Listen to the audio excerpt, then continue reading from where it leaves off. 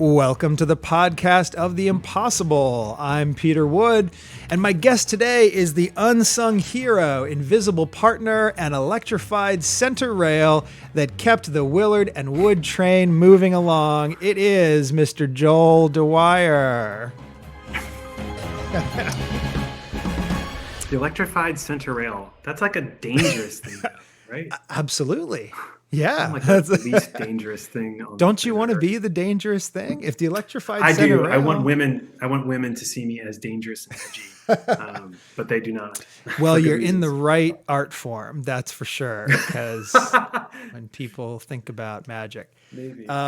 So our friend who's listening in on this conversation may or may not have ever been to a Willard and Wood show, and it is not officially it's on indefinite hiatus. The band is not broken up, but we also don't have any book dates on the calendar.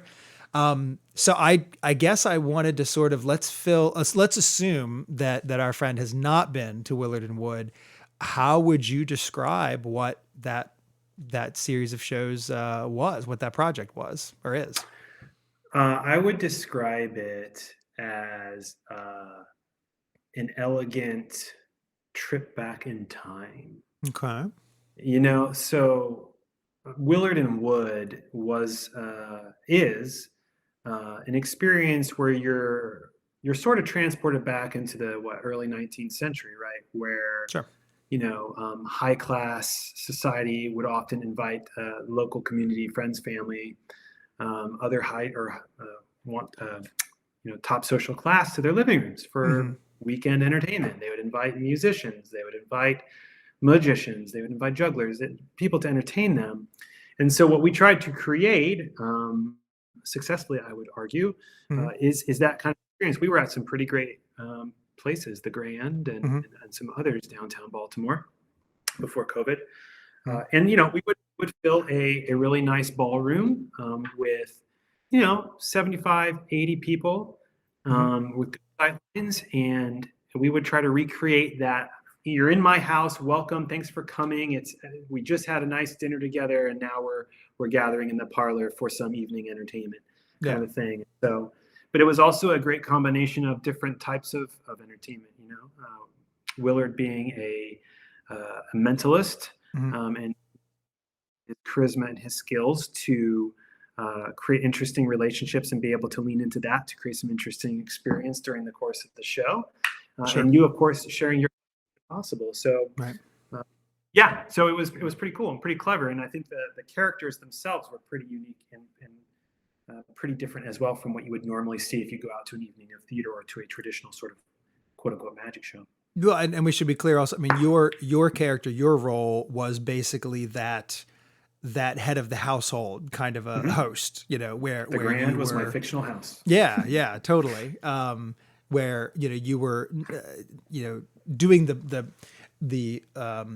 required task of checking people in, but also sort of acting as the MC / host of the evening, as though we were the fiction of it, sort of, or at least the subtext was that you found these two eccentric guys who do interesting things, and so you've invited all of your guests here, and now we're gonna see what these guys do. Found them on Craigslist. Everybody. Took a chance. It worked out. That's totally just the way they used to do it in the have a 18th great century. MySpace page. Sure. Yeah, no, it was and it was sort of my. I briefly dabbled with four walling before that, and just again in terms of terms, four walling. Timeless Deceptions, right? Yes, and Columbia. But basically the idea of renting a space and then renting a space that doesn't care about your success or failure. There's three walling capitalism at its finest. Yeah. There's other walling it versions where you can have different numbers of walls. Anyway, what I do know is that you are renting a space in a facility, and then you are selling the tickets, and you are doing everything except maybe setting up chairs,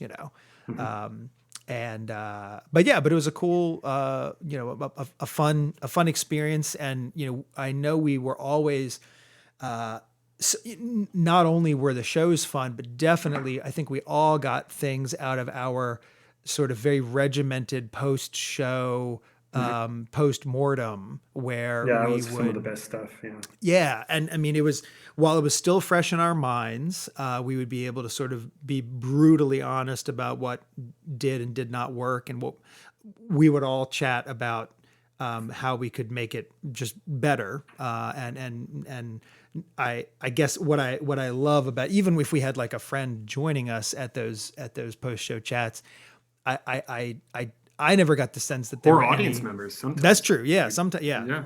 And that We was, brought yeah, even audience better, members. even really cool perspective of from a non-magician. Yeah. But sort of getting their thoughts on, no egos. We were able to sort of just get it, make it better without caring whose idea it was, or being precious about something, And that often led to like real action in the next performance. Like we would incorporate all the tweaks and adjustments. And I think one of the things I appreciate most about that four-walling experience with Willard and Wood was the variety of venues we had the opportunity to trial. For example, I think the Hyatt place Yep. in Harbor East, and then we went to a much more elegant and historic place like the Grand. We also moved and did a variation of Willard and Wood at Food Plenty for a while in Clarksville, Yep. which was a restaurant. They had a private side dining room space, and we were trying to help bring in some business on a less than busy day for them. Yeah. What I think is really cool and really telling that there's really great locations in and around Baltimore where you could four-wall a show for an audience and create a really unique experience outside of a traditional ballroom. Yeah. Yeah. Yeah, I mean, for a while I was pursuing several of the speakeasies in Baltimore, trying to see if they would have interest in a resident magician. Sure. Not four-walling a show necessarily, going into a unique space that isn't a traditional restaurant and trying not to do traditional restaurant magic, but to be this, speakeasy has this sort of mythology or like ambiance and atmosphere that comes along with it that I think Sure. is really good for a magician. Now that for me was a lot of the fun, because we spent a lot of time talking about the different kinds of venues that we could look at and approach. Like, what from your perspective, what would you say? Like, what's the one venue maybe, or one type of venue that you would have liked to have tried Willard and Wood and that we haven't yet tried it? Anything come to mind for you? Well, I mean, I think from a practical standpoint, we kind of realized that we will never be able to compete with wedding money. We can't book a room when somebody else wants to book their once in a lifetime event in that same room. They will always have more funding, and so love is so overrated. Yeah, I know, it's terrible. If you needed one other reason to hate the wedding industrial complex, it's that they're hurting But they magicians. hire us too, so yeah, that's true. That's we true. can't hate them. Yeah. Agreed. Love is great. Okay, so the the one that got away, we never actually had one that really fit this bill. And because we also talked with a bunch of different venues that we ended up not working with or at for a variety of reasons. But, it was, I think the dream is to have a place that is, for whatever reason, typically dead on evenings and weekends.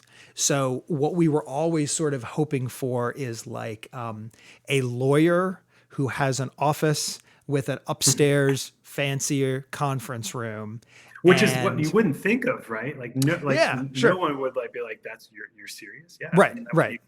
But if that lawyer, if she is in on the vision of this is a really cool thing, and I've got this space and it's typically unoccupied on again, it would have to be somebody who's in a line of work where they already have the space and they like the idea of it being used for something on an evening or weekend. So I guess for me, that was always sort of what we were chasing, because we had a variety of venues that, well, one in particular, that will remain nameless, because we had a very short-lived run there, and it didn't Yeah. it there were a variety of reasons that it didn't work out, but it was looking promising because they were managed on a small enough level. It was not a national organization. It was a local owner who was then able to really buy into the idea of what we were trying to do. And I feel like that also is a big part of the dream, where as lovely as the Grand was, we were there for, I think, just over a year. So just for folks who aren't familiar with it, it was, let's see, it was the first Maryland wide Masonic lodge, I believe. A big, I mean, a big deal in the Masonic world in Maryland, and it was that for many years before becoming an event venue, basically. And so just really awesome. I mean, a lot Really of great. a lot of a lot of what was there when it was a Masonic temple was that architecture was still there. So it was a super cool place. But how many didn't we have, like 3 or 4 different contacts over? I mean, like they went through salespeople like I go through toilet paper, which is 3 rolls a year. No, but because the event industry it seemed like such a revolving door there, so that even if we got one person who was really on board with what we were Yeah. doing, then they might move on and someone comes and takes their place, and now we're starting from scratch, I don't know. Do you remember any, like, or I guess more importantly, let's say our friend who's listening is wondering about, like, maybe doing that themselves. Like, do we have any tips or what to do, what not to do from how long the project's been going on? Yeah. Well, that is a great question, because I don't consider myself an expert. I'm pretty sure you probably don't consider yourself an expert on this yet either. But, Sure. from a business perspective, because I always sort of approach this more from a logical business mind, Mhm. I think the smart thing to do isn't to look for the long-term four-wall venue that you can make work. The Yeah. secret is to try a few different venues and see if you have a following or can pack an audience in there over a few dates. Yeah. Commit yourself to, I'm going to do 6 shows at this place over the course of 6 months or 3 months or whatever it is, Uh-huh. and see if you can get ticket sales. And you're going to start with the people and then you're going to ask them to expand into their spheres of influence, and see if you can keep a steady audience going. Mhm. Then you have a lot of cachet to bring to the table if you really want to get into serious negotiations with a venue, Right. because you are competing against the web. I mean, the Grand was one of the few places in Baltimore you could go see a magic show, and the floor below go to a high school prom. Yeah. So you are definitely competing with other weekend activities. Yeah. But it's not about that. You want to develop a following first, and then choose the place you want to be in steadily, because that will be easier. Because the harder thing is to build a consistent following, and to convince people that buying tickets to your thing on any particular weekend is a worthwhile investment. They're going to have a guaranteed great time. Sure. And they're going to want to talk about it afterwards. So I don't know. Did you disagree? I mean, like, is it any different for you? No, I think, well, and actually now's a good time. We should probably give a shout out to, the 2 other awesome magic venues in Baltimore right now. One that's been going on for forever, and then one that is, more recent, but doing very cool things. So Illusions Magic Bar and Lounge is over in very cool place. Federal Hill, right? Federal Hill. Yeah. Okay. I'm just enough of a Baltimore suburbs guy that I'm like, is it Canton, Hamden? Those are places. Yeah. So Spencer Horseman is over there, and he is the awesome house magician / owner who does a great show, and you can also they have really cool cocktails, so you can go do. It's a great place to sort of a full evening experience. And then also fun date night. Yeah, definitely. certainly. Yeah. And if you follow any of Spencer's social stuff, you get to see all great photos and videos of people having an awesome time, and then Poe's Magic, as in Edgar Allan Poe. That is a group of guys led by Vince Wilson, but it's it's closer to a comedy club of magic, where the cool thing about Poe's Magic is that they have sort of rotating performers, so you'll get to see different people every time.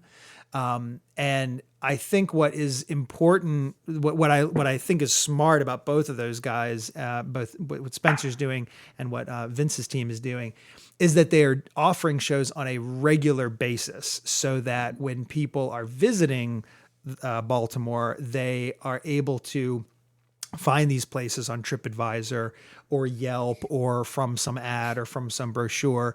But most weekend nights you can go see Spencer do his thing, and most Saturday nights you can go and see several people working at Poe's. And I think that level of consistency, expanding the shout out circle to DC, that's what our friend Brian Curry is doing at the Capitol Hilton. Show. Yeah. Great show. And being able to offer that. And so I think that was, if I had a piece of sort of advice, like, I love the idea of committing to, we're doing these 6 shows. And I think that the thing that we were able to overcome it, but it was a bit of a challenge, is that we only did shows once a month for a variety of reasons, mostly just scheduling and making it happen for everyone. And so that made it harder. If somebody came to Baltimore and happened to hear about us, there was only a 1 out of 30 chance that we had a show that evening, right? But if you're doing shows regularly at a public place, then I think folks have a better chance of seeing you, But again, like I said, I just, neither of us really consider ourselves experts with that, but it was fun. And again, maybe something that we resurface in the future, But to the audience, I think it's well worth advising, like, go online and look for smaller scale, inside Baltimore kind of evening entertainment you can go check out on weekends, because there's a lot of stuff happening that's not like very large scale at the Hippodrome, for example. There's great places to go, great venues to visit on their own merits, but they sometimes also have things like magicians and other forms of entertainment that are part of it. So check it out. Like, take the time now, go online for that, because there's a rich culture out there. Well, yeah, and we talked. We mentioned last chat about Baltimore Fishbowl, but that's for those who aren't from the Baltimore area. That's a online magazine that has it's cool. I mean, I feel like they end up having a lot of some of the off the beaten path type things, where again you're the stuff that you would expect to find in the city paper or the Baltimore Sun is going to be there, but that's a great resource for other things that are happening in and around. I have a couple more questions that I want to ask you, but we are running out of time on this episode. So, I should. All right, we're gonna do a teaser. All right. Oh, dear. I'm gonna dangle a thing, and then you can be thinking about it. Okay. We have not talked about what your day job is. And I have not asked you this question before, but I am curious to know what from your day job has helped to influence your magic, and then vice versa. So I'm gonna tease that only because that'll get people like, is he a lion tamer? Is he an alligator wrangler? Like, what, we're just going to leave that hanging there. Both being more cool than actually do. I mean, that's, we're going to set a certain bar and then be sure to drop below the, Be guaranteed to disappoint. All right. Very good. I do. My brother, Matt, and when people meet, when my brother is with my parents and they're out somewhere and they say, "Oh, this is my son, Matthew." if people aren't quite familiar with which brother is which, often he will get, "Oh, are you the magician?" And I feel really bad every time I hear this because, and he jokingly says, "No, I'm actually the lion tamer brother," because, compared, I mean, he is, he has a very different job than what I do. And unfortunately there's no way to get out of that other than giving somebody disappointing news. Like, no, that's the other guy, His epitaph will read, "Not magician." Yes. I feel bad. I can't, I would love to make that not happen if I could, but we're all dealing with the cards that we were dealt. So Price of fame. I know, it's tough. Well, this was the podcast of the impossible from the very famous, not Matt Wood. Joel DeWyer was my guest today. JoelDeWyerMagic.com is where you can go and find out about all the cool stuff that Joel's doing. And that is it for this episode. If you want to find more about my public shows, social media, special projects, and more, you can head on over to oftheimpossible.com. Thanks for joining us. I'm Peter Wood. Stay classy. See ya.